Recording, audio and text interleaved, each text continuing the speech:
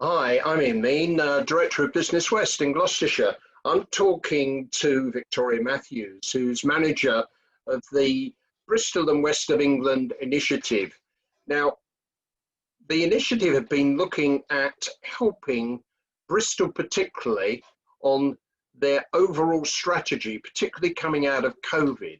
So Victoria, can you tell us the main areas that you've been working with the city on?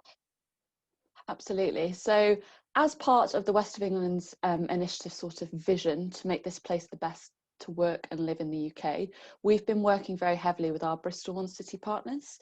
So James Jury, who's our chief exec, has been co-chairing the group. And on Friday, the 16th of October, the Bristol One City economic strategy was officially launched.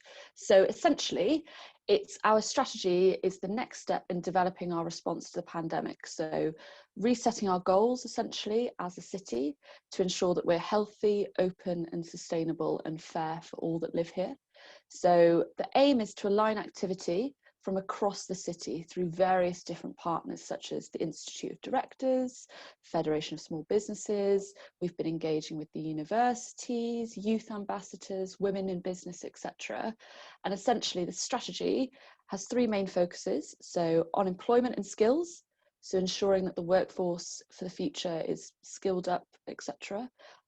Business and investment, so looking at what businesses need to thrive in the region, and finally looking at placemaking, so how to ensure that this region continues to thrive post-pandemic. Now, skills, that's going to be a big issue as we come out of furlough, isn't it? What are you suggesting there?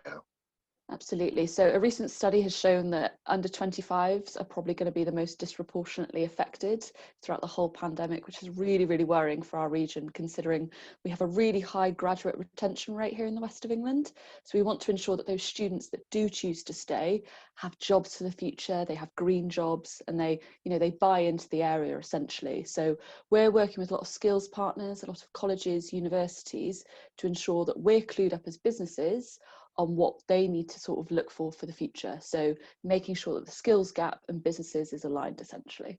Now, is that work starting to happen now? Definitely. So we have a skills team at Business West, which is fantastic. So we are now a conduit in the Kickstart scheme. So we're helping sort of broker opportunities for younger people and businesses who are looking to employ those people. We've always worked very successfully with colleges, for example, Western College, City of Bristol College. They've always been very, very engaged with what we're doing here at the initiative to essentially ensure that they're feeding into the strategies of what their students like to see and what businesses need to see in the future as well.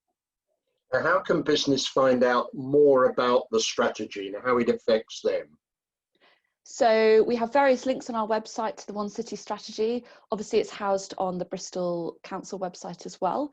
But if anybody would like to get in touch with any more information, or perhaps they have particular expertise that they would like to feed into the strategy, it's going to be refreshed every 6 months.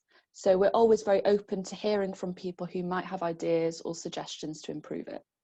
Now, you've also got some of the Department of Public Health in Bristol talking at your next initiative meeting, haven't you?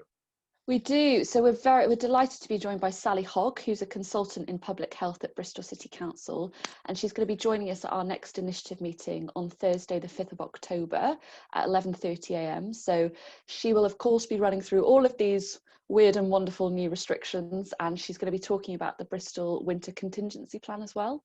So looking sort of further ahead about what we could possibly expect in winter. So yeah, that should be a really, really good one.